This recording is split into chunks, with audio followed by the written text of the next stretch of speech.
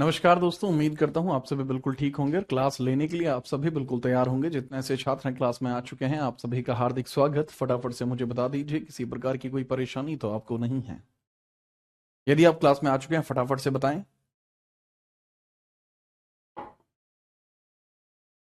कैसे हो आप लोग। जैसा कि आप सभी जानते हैं, यह कोई आम क्लास नहीं है। पूछता है भारत में मैं जीत राणा स्वागत करता हूं आप सभी का, हर एक छात्र जो क्लास में आया है। आपके आ जाने से क्लास का माहौल एक अलग स्तरीय माहौल बन जाता है। आप सभी का आना हमेशा से ही बेहतरीन रहा है, आगे भी रहेगा। Good evening, good evening, good evening. I hope you are understanding all the things and carefully you are listening to the things. Here we go now. ठीक है सर, आप नींद में हैं, क्लास मत लीजिए। हे मिस्टर ए यादव, क्या आप मेरी बातों को ध्यान से सुन नहीं पा रहे हैं या समझ नहीं पा रहे हैं? क्योंकि यदि आपको नहीं पता है तो मैं आपको बता दूं कि I am the thing boy, I am the thing made of the different substances. चलिए आगे मैं बात करता हूं। बात को बहुत ध्यान से समझिए। अरे वैसे मैं बोल रहा था, ठीक है। चलिए आगे हम बढ़ते हैं। अब यहाँ अशोक की मृत्यु मैंने करा दी, उसके बाद मैंने बता दिया कि किस प्रकार से पुष्यमित्र शुंगा यहाँ पर माहौल को संभालेगा। परंतु अब ना एक टॉपिक निकल के आपके सामने आता है, टॉपिक निकल के आपके सामने आता है। और टॉपिक क्या होता है? मौर्यकालीन संस्कृति या सामाजिक व्यवस्था।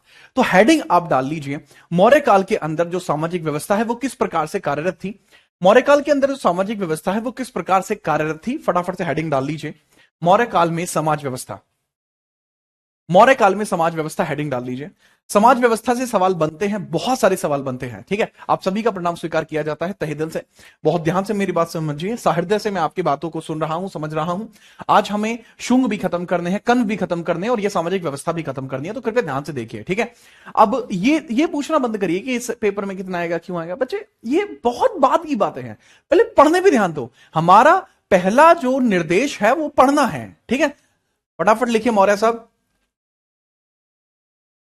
मौर्य साहब, जिस क्लास में आप छात्र बन के आए हैं बाहुबली हैं हम उस क्लास के। ध्यान दीजिए यहां पे मैं किस बारे में बात कर रहा हूं। मौर्यकालीन सामाजिक व्यवस्था, मौर्य काल में सामाजिक व्यवस्था, मौर्य काल में या मौर्यकालीन सामाजिक व्यवस्था, सामाजिक व्यवस्था, मौर्यकालीन सामाजिक व्यवस्था। चलिए इसके बारे में चर्चा करते हैं, मौर्यकालीन सामाजिक व्यवस्था के बारे में। बहुत ध्यानपूर्वक इसको समझने की कोशिश करिए कि मौर्यकालीन सामाजिक व्यवस्था को हम कैसे समझ सकते हैं। तो इसमें आप लिख लीजिए, जो सोसाइटी है, society of Mauryan tenure, Mauryans, society of Mauryans, society of Mauryans, Mauryans. कि मौर्यंस की सोसाइटी किस प्रकार से कार्य करती है, हम उसके बारे में थोड़ी चर्चा कर लेते हैं कि मौर्यंस की सोसाइटी कैसी है, क्यों है, कब है, किस प्रकार से चलती है। ठीक है, चलिए। तो सबसे पहले आप यहां समझना कि भाई अगर मौर्यंस की सोसाइटी के बारे में बात करें तो यह पितृसत्तात्मक था। समाज जो था या सोसाइटी थी वो पितृसत्तात्मक थी। समाज पितृसत्तात्मक था। समाज कैसा था? पितृसत्तात्मक था। पितृसत्तात्मक था, पितृसत्तात्मक था, सत्तात्मक था। समाज क्या था? पैट्रियार्कल था, पितृसत्तात्मक था। पैट्रियार्कल आपको देखने को मिल जाएगा, पैट्रियार्कल था, पैट्रियार्कल यानी पितृसत्तात्मक था। पापा की ज्यादा चलती थी। जो सोसाइटी थी वो पितृसत्तात्मक थी। संस्कृत, प्राकृत एंड पाली, ये भाषा थी। संस्कृत, प्राकृत एंड पाली, लैंग्वेज, भाषा। भाषा कौन सी है आपको मैं पढ़ा चुका हूं पहले ही, फटाफट बताइए। लैंग्वेज कौन सी है बच्चे? लैंग्वेज कौन सी है सर? आप बताएंगे। लैंग्वेज है संस्कृत, प्राकृत और पाली। संस्कृत है, प्राकृत है, संस्कृत, प्राकृत और पाली आपको देखने को मिलती है। संस्कृत, प्राकृत और पाली। तो बाबू ये संस्कृत आपकी हो जाएगी, ये हो जाएगी प्राकृत और यहां हो जाएगी बाबू पाली। संस्कृत, प्राकृत और पाली भाषा देखने को मिल जाएगी। प्लस ये तो चलो भाषा होगी, यहां पर जो मुद्राएं चला करती थी उनको पण कहा जाता था। करेंसी को पण कहा जाता था। कई सारे लोग कर्षपण भी बोलते हैं, ठीक है। करेंसी या मुद्रा जो यहां चला करती थी, मुद्रा, मुद्रा को कहा जाता था पण, पण कहा जाता था, पण, पण कहा जाता है मुद्रा को, राइट, ठीक है। अब यहां पर बहुत सारी बातों को समझना होगा, ठीक है। बहुत सारी बातों को समझना होगा कि यहां पर अर्थशास्त्र वगैरह है या कोई भी चीज है, इसमें समझिएगा कि यहाँ एक गुप्तचर विभाग होता था जिसको महामात्य महामात्य सरपश कहा जाता था। गुप्तचर विभाग जो था यहाँ का, गुप्तचर विभाग जो था बाबू, उसके बारे में अगर मैं बात करूं, गुप्तचर विभाग के बारे में, इसको क्या कहा जाता था? महामात्य महामात्य महामात्य एक सबसे बड़े अधिकारी के तौर पर भी महामात्य टर्म का यूज हुआ करता था। महामात्य पसरपस, ठीक है, महामात्य पसरपस कहा जाता था, पसर्प कहा जाएगा। इसको इंग्लिश में भी आप लिख लीजिएगा, ठीक है। दैट इज बेसिकली महामात्य सर्प, महामात्य सर्प। बाबू एक एक्स्ट्रा लग गया है पी एक एक्स्ट्रा पी लगा दिया। महामात्य सर्प इसको कहा जाएगा, महामात्य सर्प, महामात्य सर्प इसको कहा जाएगा, गुप्तचर विभाग को। तो जो यहाँ का आपका स्पाई डिपार्टमेंट था उसको क्या बोलते हैं? महामात्य सर्प। स्पाई डिपार्टमेंट जो था यहाँ का, स्पाई डिपार्टमेंट को क्या कहा जाएगा? महामात्य सर्प, महामात्य सर्प कहा जाएगा, महामात्य सर्प कहा जाएगा, महामात्य सर्प कहा जाएगा। ठीक है, okay. Now we understanding what is महामात्य सर्प। महामात्य सर्प के बारे में आप समझ पाए होंगे, ठीक है। अब इसके अंतर्गत अगर हम बात करें, ठीक है, अब इसके बारे में हम बात करें तो इसके दो हिस्से होंगे। एक होगा गुड़ पुरुष, और एक होगा सर्प महामात्य। एक होगा बाबू क्या? गुड़ पुरुष। इसके अंदर एक आपको देखने को मिल जाएगा गुड़ पुरुष होगा, और एक होगा सर्प महामात्य। सर्प महामात्य। एक होगा गुड़ पुरुष और एक होगा सर्प महामात्य, ठीक है। ये विभाग है, ये इसका प्रमुख अधिकारी है सर्प महामात्य।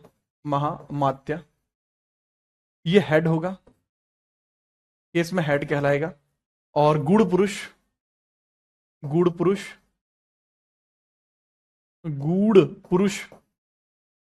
ये इसके अंदर सिर्फ एक कर्मचारी होगा, या सिर्फ इसमें एक कर्मचारी होगा, या सिर्फ एक कर्मचारी की भांति कार्य करेगा, ठीक है, याद रखिएगा।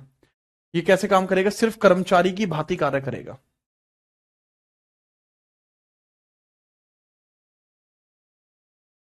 नोट करिए फटाफट से।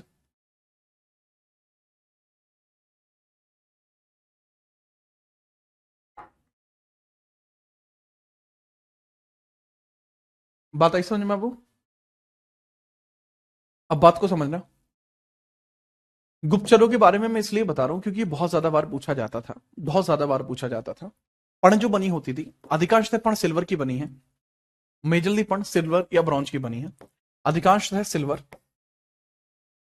अधिकांशतः किसकी बनी हुई है? सिल्वर और ब्रॉन्ज की, सिल्वर या ब्रॉन्ज की बनी हुई है। चांदी या कांसे की बनी है, चांदी या कांसे की बनी है, या कांसा की बनी है, कांसा या चांदी की बनी है। अब मैंने आपको बताया जो गुप्तचर यहां पर होते थे वो दो प्रकार से कार्य करते थे। जो गुप्तचर यहां पर होते थे वो दो प्रकार के तरह से कार्य करते थे। एक तो होते थे जो एक ही स्थान पर बैठ के कार्य करेंगे, ठीक है, एक डिपार्टमेंट की भांति कार्य करेंगे, संस्था और संचरा।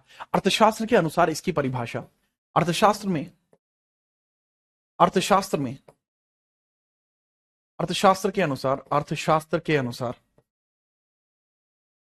के अनुसार इसके अंदर कई सारी बातें बताई गई हैं। अकॉर्डिंग अर्थशास्त्र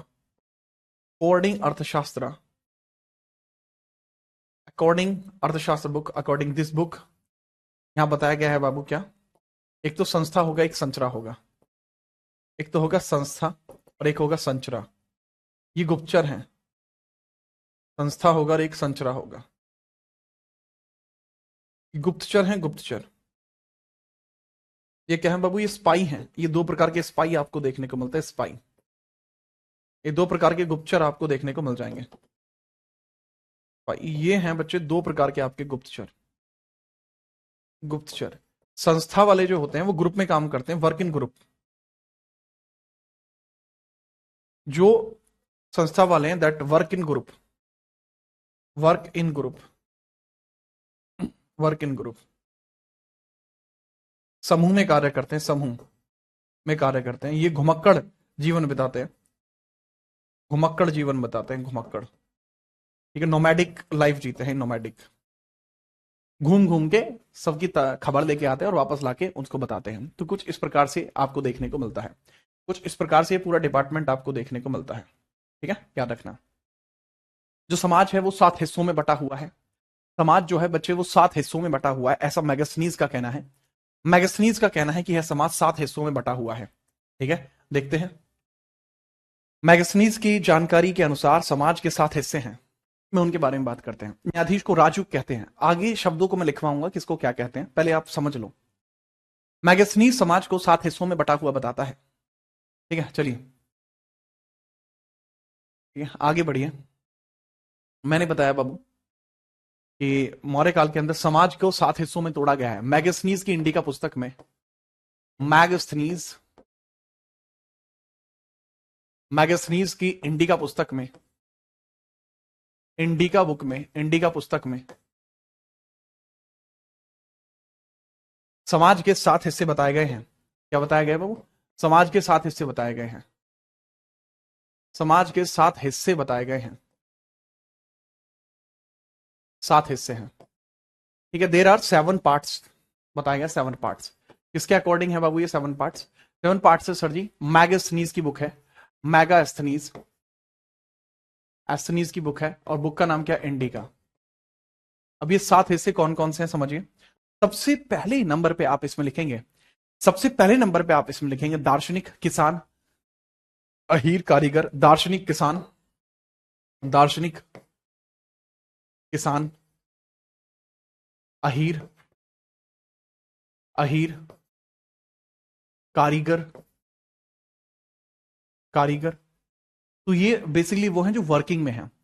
कारीगर लिखें, शिल्पी सैनिक, निरीक्षक, शिल्पी सैनिक, निरीक्षक, शिल्पी सैनिक, शिल्पी सैनिक, निरीक्षक, निरीक्षक, निरीक्षक, निरीक्षक, निरीक्षक, निरीक्षक बोला जाएगा, और सभासद बोले जाएंगे, सभासद।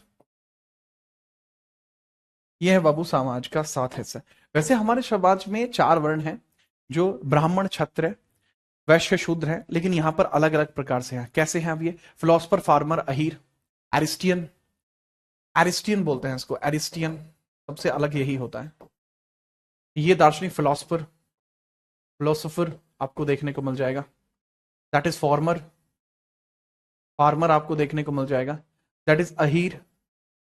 अहीर बेसिकली होते पशुपालन करने वाले, पशुपालन करने वाले, जो पशुपालन करते हैं वो, ठीक है। आज की डेट में जो यादव टर्म है वो अहीर लगाते हैं, जो ये, हाँ, यादव वाला अहीर है ये, ठीक है, याद रखना। इसके अलावा क्राफ्ट्समैन, नहीं, आरिस्टियन तो कारीगर होते हैं, आरिस्टियन तो कारीगर होता है, आरिस्टियन,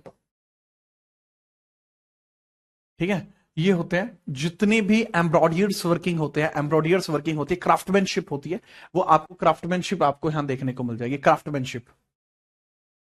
तो क्राफ्टमैन सोल्जर, क्राफ्टमैन सोल्जर हैं, क्राफ्टमैन सोल्जर हैं।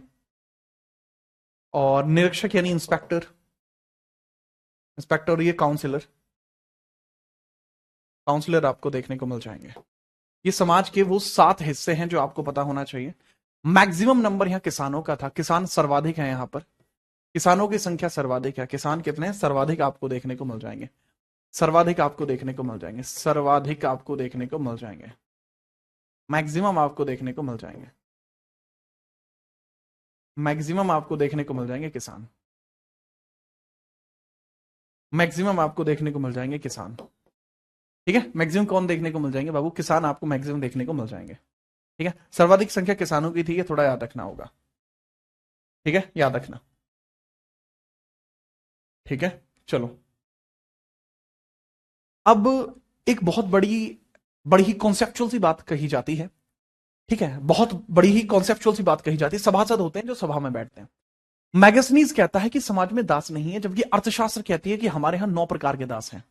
यहां पे एक बात समझना कि मैगस्थनीज कहता है, मैगस्थनीज ने कहा हमारे यहां दास नहीं है, मैगस्थनीज ने कहा, मैगस्थनीज सेड मैगस्थनीज ने कहा था कि हमारे यहां भारत में दास नहीं है, भारत में दास नहीं है, स्लेव्स नहीं है, दास नहीं है। जबकि अर्थशास्त्र में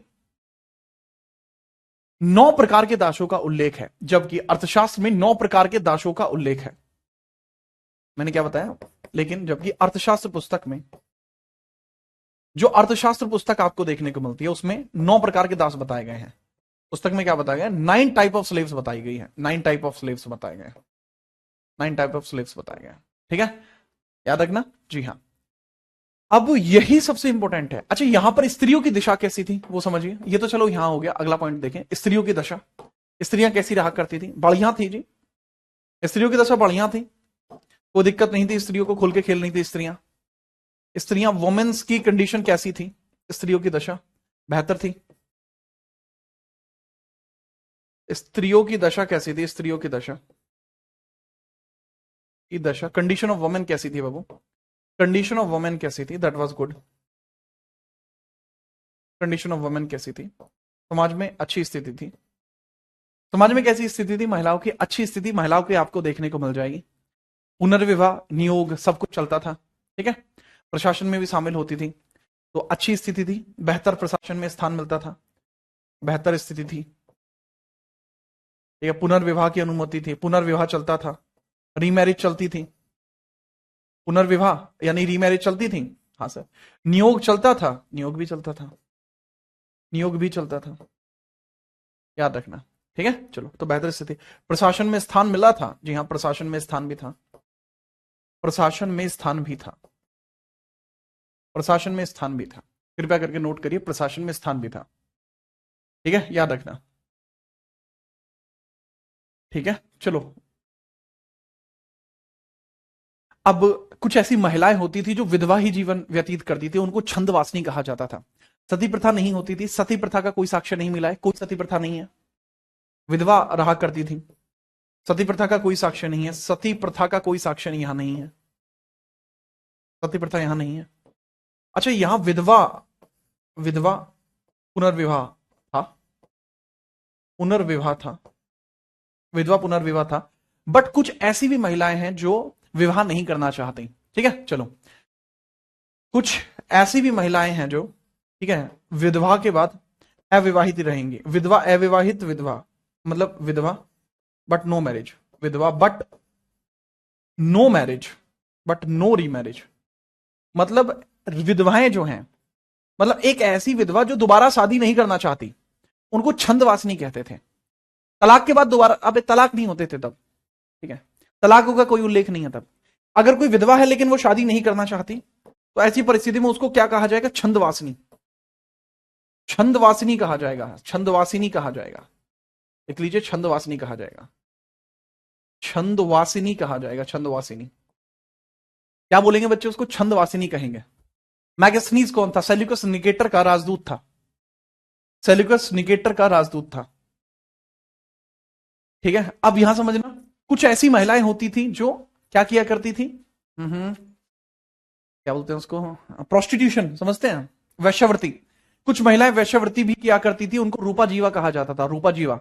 अगर आपसे पूछा जाए कि मौर्यन काल में रूपा जीवा कौन होती थी, रूपा जीवा, तो वो होती थी जो वैश्यवृत्ति करती थी।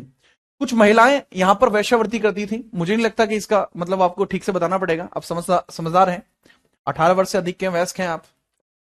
यहां पर महिलाएं वैश्यवृत्ति करती थी, मतलब वैश्यवृत्ति की अनुमति थी, वैश्यवृत्ति की अनुमति थी, प्रोस्टिट्यूशन की अनुमति थी,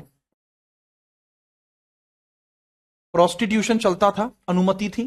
तो जो महिलाएं प्रोस्टिट्यूशन में संलग्न होती थी उनको रूपा जीवा कहा जाता था, रूपा जीवा उनको कहा जाता था, रूपा जीवा, रूपा जीवा उनको कहा जाता था, रूपा जीवा। क्या कहा जाता था बाबू? रूपा जीवा उनको कहा जाता था। ठीक है, याद रखना। ठीक है, फटाफट बताइए।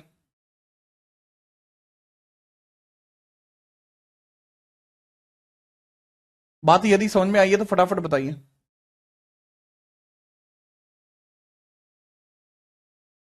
क्या आप समझ पाए? जी हाँ, हाँ सर समझ गए, हाँ हाँ।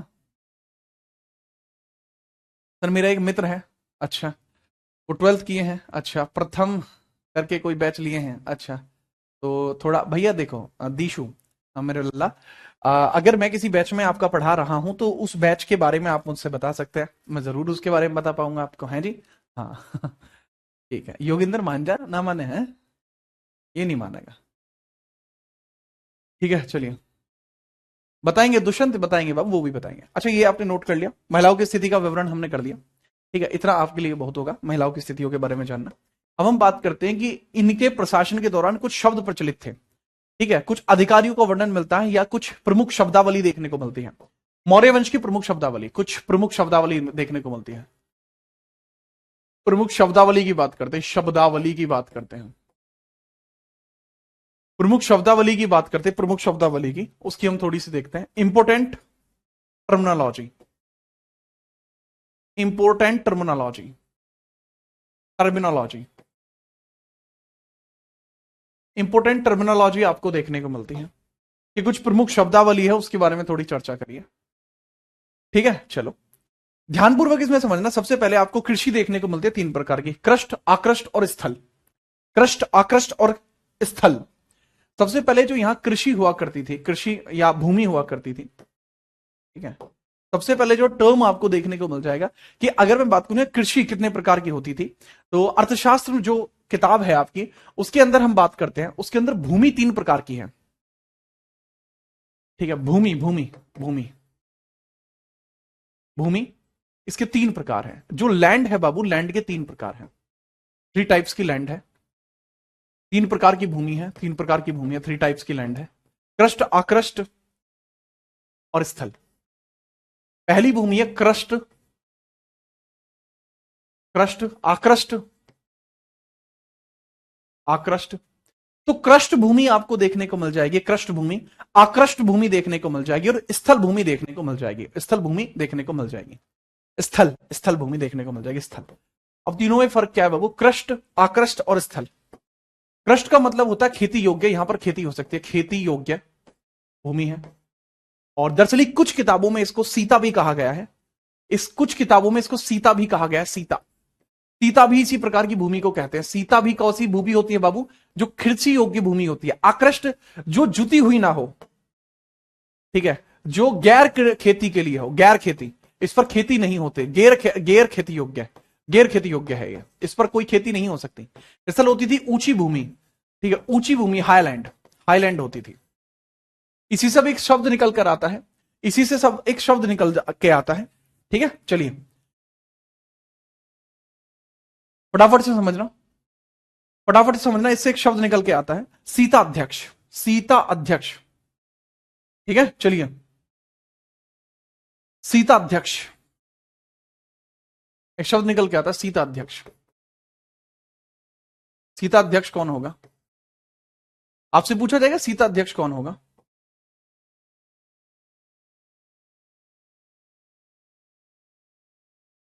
सीता अध्यक्ष कौन होगा, तो भैया जो राजकीय भूमि से, राजकीय भूमि से प्राप्त जितना भी धन होगा उसको संकलित करने के लिए जो व्यक्ति होता था वो होता था सीता अध्यक्ष। राजकीय भूमि से प्राप्त धन का संग्रह करता, राजकीय भूमि, राजकीय भूमि यानी राज्य के जो अधीन भूमि है जिसको सीता बोला जाएगा, सीता, जो राजकीय भूमि है जिसको सीता बोला जाएगा, इससे आय प्राप्त करने वाला अधिकारी, इससे आय प्राप्त करने वाला अधिकारी, भूमि से आय प्राप्त करने वाला अधिकारी, से आय प्राप्त करने वाला अधिकारी, वाला अधिकारी आपको यहां देखने को मिल जाएगा। मुझे नहीं लगता कि आपको कोई दिक्कत यहां तक आएगी। ये वाला जो अधिकारी था वो आपको कुछ इसी प्रकार से देखने को मिलता था। अब बताइए यहां तक कोई दिक्कत है क्या, यहां तक कोई दिक्कत है क्या। नेक्स्ट आप लिखिए, समाहर्ता, रेवेन्यू डिपार्टमेंट का हेड समाहर्ता कहलाता था, समाहर्ता, रेवेन्यू डिपार्टमेंट हेड समाहर्ता, समाहर्ता, रेवेन्यू डिपार्टमेंट हेड समाहर्ता। रेवेन्यू डिपार्टमेंट का जो हेड होता था उसको बोलते थे राजस्व विभाग अधिकारी, राजस्व विभाग अधिकारी, राजस्व विभाग अधिकारी, revenue department head, revenue department head, तो ये रेवेन्यू डिपार्टमेंट हेड था, revenue department head, department head, बाबू रेवेन्यू डिपार्टमेंट हेड आपको देखने को मिल जाएगा, दैट इज समाहर्ता। समाहर्ता को ही रेवेन्यू डिपार्टमेंट हेड के तौर पर जाना जाता था, याद रखना। ठीक है, इसके बारे में भूल मत जाना, इंपॉर्टेंटली आपको याद रखना है। ठीक है, फटाफट से नोट करिए। ठीक है, चलो। ठीक, क्या आप समझ पाए? इसके बाद हम बात करते हैं सन्निघाता कोषाध्यक्ष को कहते हैं सन्निघाता। सन्निधाता जो बच्चा पूछ रहा है ना, सनोज, हाँ बाबू, जो आप कह रहे हो सनोज यही हूं मैं। ठीक है अब यहां देखिए, अब हम बात करते हैं सन्निघता के बारे में। ठीक है, किसके बारे में बात करते हैं? सन्निधता के बारे में बात करते हैं, सन्निधता के बारे में बात करते हैं, सन्निधता के बारे में बात करते हैं, सन्निधता के बारे में बात करते हैं। ये ट्रेजर होता था, ट्रेजर होता था, राजकोषीय अधिकारी, राजकोषीय अधिकारी की बात कर रहे हैं। अधिकारी, खजांची एक तरीके से बोलते हैं, खजांची एक तरीके से आप बोल सकते हैं। ट्रेजर, ट्रेजर हेड होता था, ट्रेजरर, ट्रेजरर, ट्रेजरर बोलते थे। ट्रेजरर आपको देखने को मिल जाएगा, खजांची यानी ट्रेजरर देखने को मिल जाएगा। ठीक है, चलिए, ठीक है, बहुत बेहतरीन, खजांची यानी ट्रेजरर। ठीक है, बहुत ही बेहतरीन, आगे बढ़िए। प्रदाज, ये शब्द देखने को मिलता है प्रदेष्टा। प्रदेष्टा ये फौजदारी अधिकारी होता था, प्रदेष्टा, प्रदेष्टा, प्रदेष्टा, प्रदेष्टा, प्रदेष्टा आपको देखने को मिल जाएगा, प्रदेष्टा। एक मैंने डबल शाह लगा दिया है, डबल शाह की जरूरत यहां नहीं है, प्रदेष्टा सीधा हो जाएगा, प्रदेष्टा। प्रदेष्टा का मतलब क्या होता है? प्रदेष्टा का मतलब समझिए, ये फौजदारी विभाग है, फौजदारी विभाग, फौजदारी विभाग प्रदेष्टा है, फौजदारी विभाग प्रदेष्टा है। प्रदेष्टा आपको देखने को मिलता है, प्रदेष्टा आपको देखने को मिल जाएगा। आगे बढ़िए, ठीक है, नेक्स्ट हम आगे बढ़ते हैं। नेक्स्ट देखिए, जो आपका पणयाध्यक्ष आपको देखने को मिलता है, वाणिज्य विभाग का पणयाध्यक्ष देखने को मिलता है, पणयाध्यक्ष, पणयाध्यक्ष आपको देखने को मिलता है, वाणिज्य विभाग का हेड है, कमर्शियल हेड है, वाणिज्य विभाग का प्रमुख है, वाणिज्य विभाग का प्रमुख है। ये क्रिमिनल डिपार्टमेंट है, क्रिमिनल डिपार्टमेंट है, डिपार्टमेंट है। और वाणिज्य ये कमर्शियल डिपार्टमेंट है, वाणिज्य विभाग यानी बाबू ये कमर्शियल डिपार्टमेंट है, कमर्शियल, ये कमर्शियल है, कमर्शियल। ठीक है, नोट हो गया बाबू, फटाफट से। विभाग कब से थे? विभाग बहुत लंबे समय से हैं। विभाग हर एक राजा के आने से ही विभाग आ जाते हैं, राजा के आने से ही विभागों का आ जाना देखने को मिल जाता है। ठीक है, याद रखना। ठीक है, आकरा अध्यक्ष देखने को मिलता, आकरा अध्यक्ष खान विभाग है, आकरा अध्यक्ष, आकरा अध्यक्ष आपको देखने को मिलता, आकरा अध्यक्ष, आकरा अध्यक्ष, आकरा अध्यक्ष, आकरा अध्यक्ष, आकरा अध्यक्ष बाबू ये आपका खान प्रमुख है, खान प्रमुख, खान प्रमुख आपको देखने को मिल जाएगा। वो खान कौन सी वाली? खान, खान, अब खान कौन सी वाली बाबू? सर जो खुदाई होती है, जो खुदाई होती है, खुदाई वाली Khan, mine, mine department head है ये, माइन डिपार्टमेंट, माइन डिपार्टमेंट। अब एक शब्द देखने को मिलता राजुक, राजुक जो होते थे वो कौन होते थे? पटवारी, भूमि, भूमि को रखने वाले या भूमि का लेखा जोखा रखने वाले, भूमि का रेखा जोखा रखने वाले राजुक कहलाते हैं, राजुक। नेक्स्ट पेज पे लिखूंगा बाबू, राजुक लिख लो यार, चलो यहां जगह भी है ना, राजुक। राजुक का मतलब है भूमि पटवारी, एक तरीके से कहा जाए इनको भूमि पटवारी कहा जाएगा, भूमि का लेखा जोखा रखने वाले पटवारी, वो राजुक कहलाएंगे, राजुक। ठीक है, लैंड पटवारी, लैंड पटवारी कहलाएंगे। ठीक है, याद रखना। ठीक है, बाकी तो इसमें ज्यादा है नहीं, लक्षणाध्यक्ष है, लक्षणाध्यक्ष, लक्षणाध्यक्ष आपका कौन सा? टकसाल जो देखता था, लक्षणा अध्यक्ष। इसको नेक्स्ट पेज पे बताऊंगा यार, जगह नहीं है ना बाबू यहाँ, फिर वही बात आएगी। बहुत बढ़िया राहुल, वत्स कैसे हैं आप? थैंक यू बाबू इसमें कुछ समझना नहीं है। अच्छा, बहुत सारे बच्चे हैं सर समझ में नहीं आया, कोई जरूरत नहीं है बाबू समझने की। रीजन क्या है, इसमें समझने जैसी कोई चीज ही नहीं है। सवाल पूछा जाएगा, सीता अध्यक्ष क्या करता था, राज की भूमि देखता था, बात खत्म हुई। समाहर्ता क्या करता था, राजस्व विभाग देखता था। बस इतना ही आपको देखना है बाबू, इसमें बड़ी प्यारे से इसमें नाम है। ठीक है, चलो फटाफट इसको देखिए, आगे बढ़ते हैं। हम एक शब्द आपको देखने को मिलता है, ये शब्द थोड़ा बताना जरूरी बन जाएगा क्योंकि बहुत सारे छात्रों को इसमें दिक्कत होगी, बहुत सारे छात्रों को इसके अंतर्गत दिक्कत होगी। तो समझना, इसके अंदर नवाध्यक्ष, इसमें लिखना नवाध्यक्ष, जो जहाजरानी मंत्रालय देखता था, नवाध्यक्ष, नवाध्यक्ष होता था, नवाध्यक्ष। नवाध्यक्ष क्या करता था बाबू, जहाज रानी मंत्रालय देखता था, जहाज रानी मंत्रालय देखता था, जहाज रानी मंत्रालय देखता था। ठीक है, जितने भी वाटरवेज हैं वो ये यहां पर देखेगा, वाटरवेज ये यहां पर देखेगा। ठीक है, क्या वाटरवेज वो यहां पर आपका देखेगा, याद रखना। शिपिंग वगैरह देखेगा, शिपिंग वगैरह यहां पर देखेगा,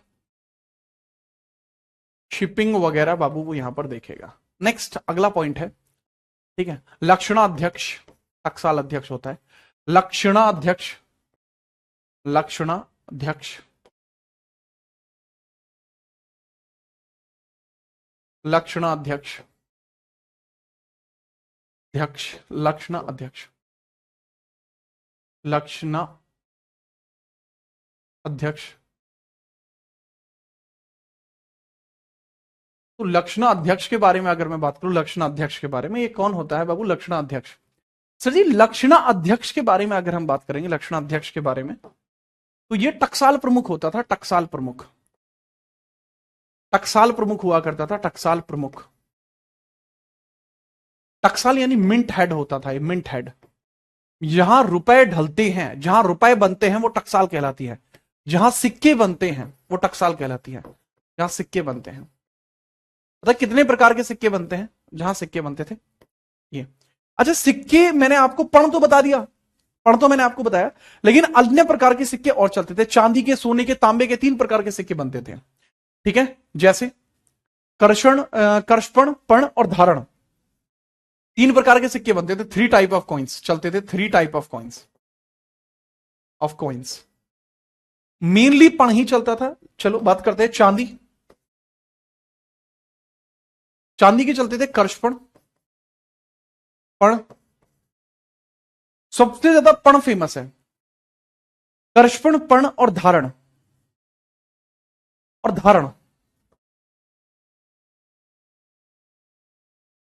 धारण सबसे ज्यादा फेमस कौन सा है बाबू, पण सबसे ज्यादा फेमस है। सोने के, सोने, स्वर्ण भी चलते थे, स्वर्ण भी चलते थे। और लेकिन जो स्वर्ण चला करते थे वो इतने ज्यादा नहीं थे, स्वर्ण या निष्क कहलाते थे, सुवर्ण या निष्क कहलाते थे, सुवर्ण या निष्क कहलाते, सुवर्ण या निष्क कहलाते हैं, निष्क कहलाते हैं। या तो सुवर्ण कहलाएंगे या निष्क कहलाएंगे, या तो सुवर्ण कहलाएंगे या निष्क कहलाएंगे। माशक या काकड़ी भी होते हैं, माशक या काकड़ी तांबे के हैं, माशक या काकड़ी तांबे के कौन से हैं, तांबे के कौन से, माशक या काकड़ी, माशक या काकड़ी, या काकड़ी, काकड़ी, माशक या काकड़ी, ये दरअसल यहां पर बनने वाले कॉइन्स थे। ठीक है, याद रखिए। अगर आप समझ गए 3 टाइप ऑफ कॉइन्स तो आप काफी कुछ यहां पर समझ जाएंगे। मुझे नहीं लगता कि इसके बाद आपको कोई समस्या यहां पर आएगी। ठीक है, अगर आप समझ गए फटाफट से बताइए।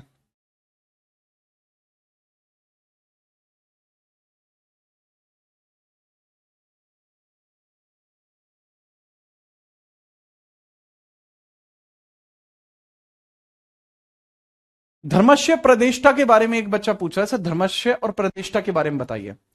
बाबू धर्मस्य और प्रदेष्टा क्या है समझो। धर्मस्य और प्रदेष्टा ये 2 प्रकार के कोर्ट हैं, प्रदेष्टा ये 2 प्रकार के कोर्ट हैं। धर्मस्य, धर्मस्य, धर्म MASHY, धर्मस्य, एंड प्रादेष्टा PRADESH, देष्टा, देष्टा, प्रदेष्टा। बाबू ये 2 प्रकार के आपके कोर्ट हैं, धर्मस्य और प्रदेष्टा। ठीक है, अब इसके बारे में अगर मैं बात करूंगा, एक है दीवानी मामले, एक है दीवानी मामले और एक है फौजदारी मामले। प्रतिष्ठा मैं बता चुका हूं बाबू, ये टू टाइप ऑफ कोर्ट है, these are two type of courts, यही हैं दो प्रकार के न्यायालय, यही हैं दो प्रकार के न्यायालय, दो प्रकार के न्यायालय यही हैं, दो प्रकार के न्यायालय यही हैं। ये लास्ट स्लाइड है, यहीं पर काम खत्म हो गया है। दो प्रकार के न्यायालय, two type of courts, two type of courts आपको देखने को मिलते हैं, टू टाइप ऑफ कोर्ट्स आपको यहां देखने को मिलते हैं। धर्मस्य मैटर जो देखता था वो कौन से देखता था? धर्मस्य सर ये दीवानी मामले देखता था, रेवेन्यू वाले, दीवानी पैसे से संबंधित रेवेन्यू वाले देखता था, रेवेन्यू। और जो बच्चे प्रदेष्टा है, प्रदेष्टा देखता था जितने भी फौजदारी है, क्रिमिनल केसेस है, फौजदारी क्रिमिनल केसेस ये देखता था, क्रिमिनल केसेस है, ठीक है, ये आपको देखने को मिलते हैं धर्मस्य। और अब कंटक शोधना, बहुत बेहतरीन, जो अब यहां प्रतिष्ठा आपको देखने को मिलते हैं धर्मस्य के साथ साथ यहां आपको जो कंटक शोधना बोल रहा है बच्चा, कंटक शोध, जो कंटक शोध होते हैं वो प्रतिष्ठा को ही कहा जाता था। प्रतिष्ठा वास्तविकता में एक प्रकार से न्यायाधीश होता था, न्यायाधीश होता था, न्यायाधीश, क्योंकि यह किस कोर्ट में बैठता था, जो कोर्ट होता था, जो न्यायालय होता था, फौजदारी न्यायालय को क्या बोलते थे? फौजदारी न्यायालय को कंटक शोधक बोलते थे, उसको क्या बोला जाता था बाबू? कंटक शोधक बोलते थे, कंटक शोधक, कंटक शोधक, कंटक शोधक बोलते थे, कंटक शोधक बोलते थे, कंटक शोधक, कंटक शोधक बोलते थे। और बाबू ये धर्मस्य जो होता था इसको हम धर्मस्य ही बोलते थे। यहां जज भी यही है, जज का नाम भी धर्मस्य ही हो रहा है, जज का नाम, न्यायाधीश भी यही है, न्यायाधीश, न्यायाधीश भी आपको यही देखने को मिलता है। और अगर हम बात करें जो यहां पर मैटर संभालता था उसको धर्मष्ठ्यास बोलते थे, धर्मष्ठ्यास इसको बोलते थे, धर्मष्ठ्यस। यह न्यायालय जो होता था, न्यायालय, धर्मष्ठ्यस इसको बोलते थे, धर्मष्ठ्यस बोलते थे, धर्मष्ठ्यस, धर्मश STHY, धर्मष्ठ्यस इसको बोलते थे, धर्मष्ठ्यस। ये कंटक शोधक है, ठीक है। चलिए, तो ये इस प्रकार से आपको संपूर्ण इसके बारे में जानकारी मिलती है, बहुत इंपॉर्टेंट। अगर समझ में आ गया है तो बताइए, ठीक है, अगर समझ में ये बात यहां तक आ गई है तो फटाफट बताइए,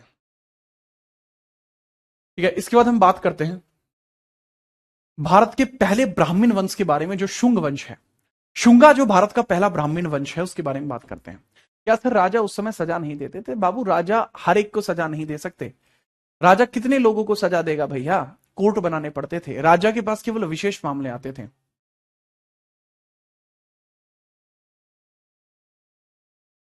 ठीक है। फटाफट से बताइए।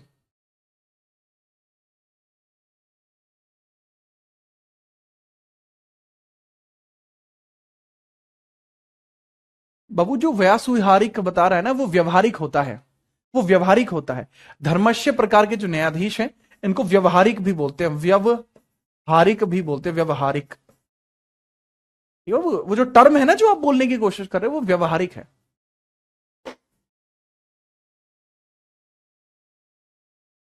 ठीक है, व्यवहारिक है, ठीक है बाबू हंसराज। ओके, आगे बढ़ते हैं। व्यवहारिक है वो टर्म, व्यवहारिक। जो धर्मस्य जज होते हैं, धर्मस्थ्यास जज होते हैं, उनको व्यवहारिक भी बोलते हैं। आप लिख गलत रहे हैं, एक बच्चा तुषार लिख रहा है, वो आपने गलती से गलत शब्द लिख दिया है। तो यहां आके इसके सांस्कृतिक वगैरह के बारे में चर्चा करने के बाद ये होता है कंप्लीट, ठीक है। बृहद्रथ कहां गया? बृहद्रथ की हत्या हो गई।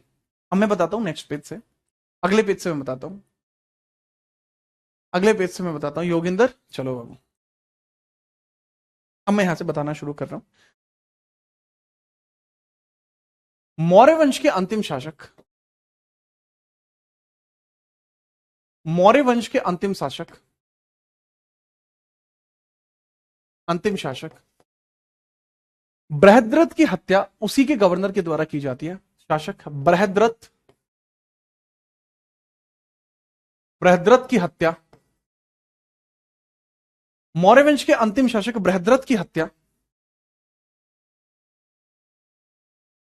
मौर्य वंश के अंतिम शासक बृहद्रथ की हत्या कर दी जाती है।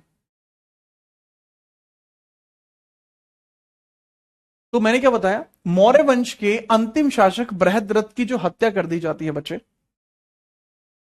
किसके द्वारा कर दी जाती है? By his minister, by his minister, उसी के मंत्री पुष्यमित्र शुंग के द्वारा, उसी के मंत्री पुष्यमित्र शुंग के द्वारा,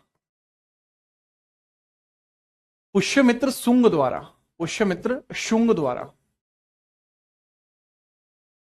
उसी के मंत्री पुष्यमित्र शुंग द्वारा, पुष्यमित्र शुंग द्वारा,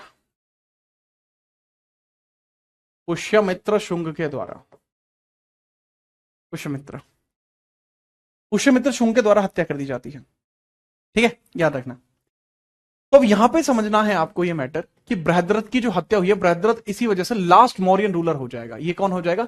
last Mauryan ruler, last Mauryan ruler आपका हो जाएगा, अंतिम मौर्य शासक हो जाएगा, अंतिम मौर्य शासक, अंतिम मौर्य शासक ये हो जाएगा, अंतिम मौर्य शासक आपको ये देखने को मिल जाएगा। और इसके बारे में थोड़ा समझने का प्रयास भी करना कि जो मौर्य वंश के अंतिम शासक बृहद्रथ की हत्या करता है, तो इसी के बाद यहीं से स्टार्ट होता है बाबू later Mughal era, later Mauryan era, यहीं से शुरुआत होती है। लेटर, इनको कहा जाता है उत्तर मौर्यन काल, यहीं से स्टार्ट होता है बाबू लेटर मौर्यन एरा। इसको कहा जाता है हिंदी में उत्तर मौर्य काल, उत्तर मौर्य काल, उत्तर मौर्य काल इसी समय को कहा जाएगा। इसी समय को क्या कहा जाएगा बाबू? उत्तर मौर्य काल कहा जाएगा। तो अब इसमें सबसे पहले हम जो लिखेंगे वो लिखेंगे शुंग वंश। इसमें सबसे पहले कौन सा लिखेंगे? शुंग वंश हेडिंग डाल लेंगे। सबसे पहले शुंग वंश की हेडिंग डाल लेंगे। क्या भर लेंगे बाबू? शुंग वंश की हेडिंग डाल लेंगे। हेडिंग डाल दीजिए शुंग वंश। हमारी हेडिंग है शुंगा वंश, शुंगा डायनेस्टी। शुंग वंश हमारी हेडिंग है, शुंगा डायनेस्टी।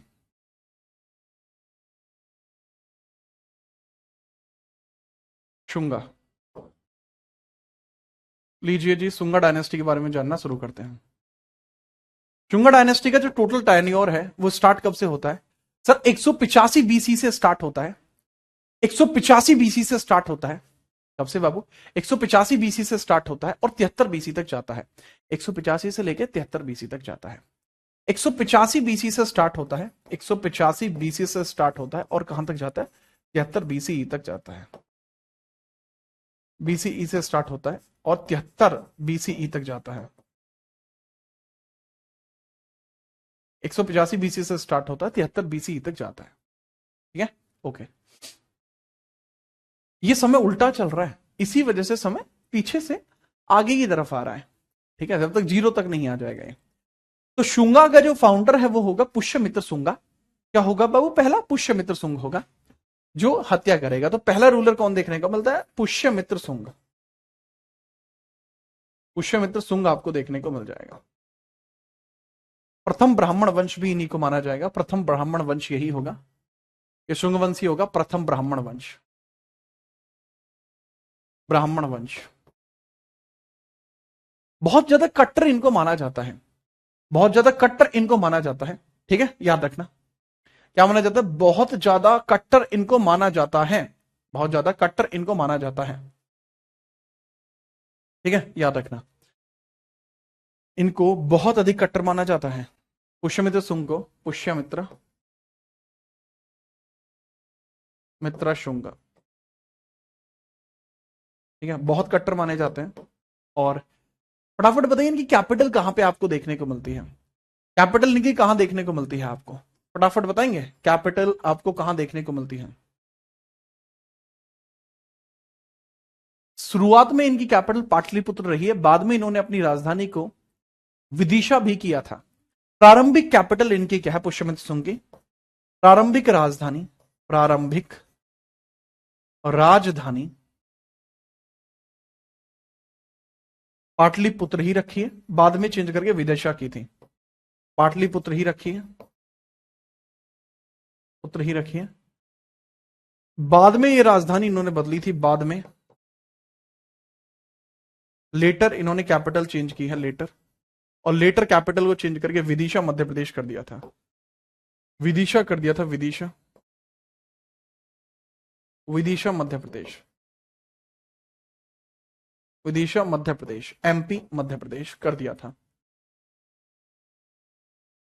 इनके बारे में जो जानकारी है वो अयोध्या अभिलेख में देखने को मिलती है। पुष्यमित्र शुंग के बारे में जानकारी अयोध्या अभिलेख में देखने को मिलती है। जानकारी वैष्णव धर्म से बिलोंग करते हैं। जानकारी कहां है बाबू? अयोध्या अभिलेख में। अयोध्या अभिलेख, अयोध्या अभिलेख में देखने को मिलती है। जानकारी कहां देखने को मिलती है? अयोध्या अभिलेख में। अयोध्या इंस्क्रिप्शन, अयोध्या इंस्क्रिप्शन में जानकारी मिलती है। वैष्णव है, वैष्णव विष्णु जी की पूजा करते हैं, भगवान कृष्ण की पूजा करते हैं। ठीक है, धर्म के हिसाब से देखें तो वैष्णव है, और वैष्णव में कृष्ण भक्ति करते हैं, कृष्ण भक्ति करते हैं। भाषा संस्कृत है, भाषा संस्कृत है, संस्कृत संस्कृत है, संस्कृत भाषा संस्कृत है। क्योंकि यह ज्यादातर कार्य बुद्धिज्म के अगेंस्ट कर रहे हैं, इसलिए इनको डेस्ट्रॉयर ऑफ बुद्धिज्म भी कहा जाता है। याद रखिएगा कि जो पुष्यमित्र शुंगा आपको देखने को मिलते हैं, इन्होंने 8400 स्तूपों को खत्म भी कराया था। इन्होंने ही 8400 स्तूपों को खत्म भी कराया था। ठीक है, चलिए याद रखना। कोई दिक्कत है? नहीं, कोई दिक्कत नहीं है। 84 से स्तूपों को खत्म कराया इन्होंने। ठीक है, 8400 स्तूपों को तोड़वाया था, स्तूपों को तोड़वाया था। परंतु यह जानकारी कितनी सही है वो पता नहीं लगती। अनिश्चित जानकारी है, अनिश्चित जानकारी आपको देखने को मिलती है। क्या अनिश्चित जानकारी आपको देखने को मिलती है? अनिश्चित जानकारी, दिस इज अनिश्चित, अनयूजुअल है, ये अपूर्ण मानी जाती है, अपूर्ण, इनकम्प्लीट जानकारी है, इनकम्प्लीट, दिस इज इनकम्प्लीट जानकारी। ठीक है, चलिए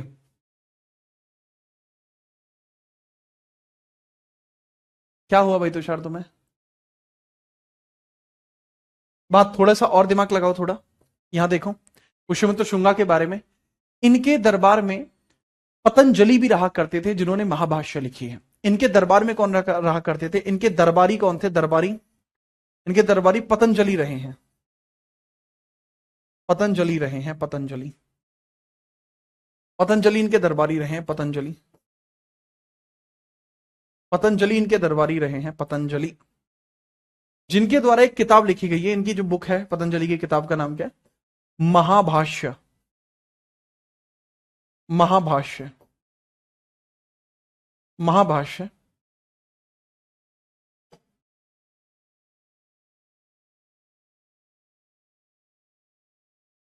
महाभाष्य आपको देखने को मिल जाएगी। इनके कोर्टियन थे, कोर्टियन। स्तूप क्या होते हैं? बुद्धों के प्रसिद्ध स्थान स्तूप कहलाते हैं, बुद्धों के प्रसिद्ध स्थान स्तूप कहलाते हैं। ठीक है, याद रखना। पूछा जाता है पतंजलि कौन थे? सर पतंजलि एक अच्छे ब्राह्मण भी थे, यज्ञ बहुत अच्छा कराते थे, कर्मकांड में विश्वास रखते थे। इन्होंने 2 अश्वमेघ कराए हैं। पतंजलि ने यहां पर 2 अश्वमेघ भी यज्ञ कराए थे।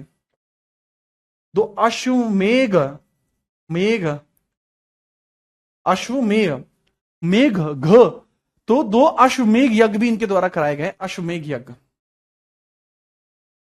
2 अश्वमेघ यज्ञ भी इन्होंने कराए हैं। यज्ञ, एक राजा अश्वमेघ यज्ञ कराता है अपने राज्य को स्थापित करने के लिए। अश्वमेघ यज्ञ कराया है, अश्वमेघ यज्ञ, यज्ञ भी कराया है। राजसूय, अश्वमेघ और वाजपेयी, इसने तीनों यज्ञ कराए हैं। पुष्यमित्र शुंग ने अपने जीवन काल में 3 यज्ञ, तीनों यज्ञ कराए हैं। 3 प्रकार के यज्ञ कराए हैं पुष्यमित्र शुंग ने, 3 प्रकार के यज्ञ कराए हैं बाबू इसने, 3 प्रकार के यज्ञ। कितने प्रकार के यज्ञ इसने कराए? 3 टाइप्स यज्ञ इसने करवाए हैं पुष्यमित्र शुंग ने। राजसूय, राजसूय, वाजपेयी, वाजपेयी, वाजपेयी होगा, पेय नहीं होगा, वाजपेयी यज्ञ और अश्वमेघ यज्ञ। 2 बार अश्वमेघ यज्ञ इन्होंने कराया है। तो बाबू इन्होंने तीनों प्रकार के यज्ञ कराए हैं। ठीक है, चलिए ठीक है। राजसूय, राजसू, राजसूय, सूय, वाजपेयी एंड अश्वमेघ। अश्वमेघ, तो इन्होंने सारे प्रकार के यज्ञ कराए हैं। अगर समझ में आई है बात फटाफट बताइए। ठीक है, चलो। जो भरहूत स्तूप था वो इन्होंने ही बनवाया था। भरहूत स्तूप इन्होंने ही बनवाया था, अशोक ने शुरू करा था। भरहूत स्तूप जो देखने को मिलता है, पुष्यमित्र सुंग ने बनवाया था, पूरा शुरू करा था अशोक ने। भरहूत स्तूप के बारे में लिख लेना, भरहूत स्तूप के बारे में लिख लेना।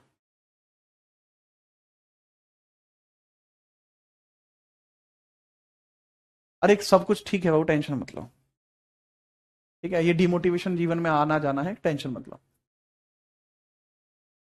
ठीक है, जैसा मैंने बताया, इसने भरहूत स्तूप, भरहूत स्तूप एमपी में है। भरहूत स्तूप एमपी में है। भरहूत स्तूप, ये बुद्धों का प्रमुख स्थान ही भरहूत कहलाता है बच्चे। भरहूत स्तूप को शुरू किया था अशोक ने। पूर्ण किसने किया है? पूर्ण अपने पुष्यमित्र ने। पुष्यमित्र ने इसको पूर्ण किया है। ठीक है, चलो। तो बाबू आज की क्लास यहां तक रहेगी, कोई दिक्कत है तो बता दो। आज की क्लास यहां तक रहेगी, इसके बाद हम बात करेंगे, इसकी डेथ हो जाती है, इसका बेटा अग्निमित्र शुंग आएगा। ठीक है, चलो। इसने मिनेंडर को भी हराया था, जी हाँ। जब ये मिनेंडर को हराता है तभी वाजपेयी, तभी अश्वमेध यज्ञ कराता है। कैसा रहा आज का क्लास? थोड़ा सा तेज रहा, मैंने देखा कि क्लास थोड़ा तेज था, बट बताइए सब कुछ ठीक रहा?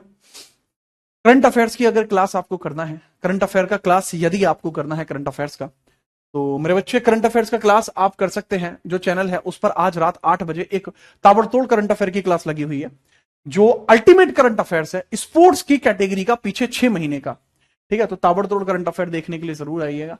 बाकी मिलते रहेंगे इसी प्रकार से। थोड़ा सा तेज रहा आज क्लास, कोशिश करते हैं कि इसको थोड़ा स्लो डाउन करते हैं आपके लिए, राइट? थोड़ा सा, हाँ, क्योंकि यार पता है बात क्या है, मैं अगर टिक लगाने आऊंगा तो टिक लगा के निकल जाऊंगा, कम पढ़ाना होगा तो कम पढ़ाऊंगा, लेकिन मैं नहीं चाहता कि टिक लगवाऊं, मैं नहीं चाहता कि मैं कम पढ़ाऊं, मैं चाहता हूं कि आपको ऐसा पढ़ाऊं कि दोबारा पढ़ने की जरूरत ना पड़े संपूर्ण जीवन में। रंगारंग क्लास रही है आज की। ठीक है, चलिए अब कल मिलते हैं, तब तक के लिए जय हिंद, वंदे मातरम।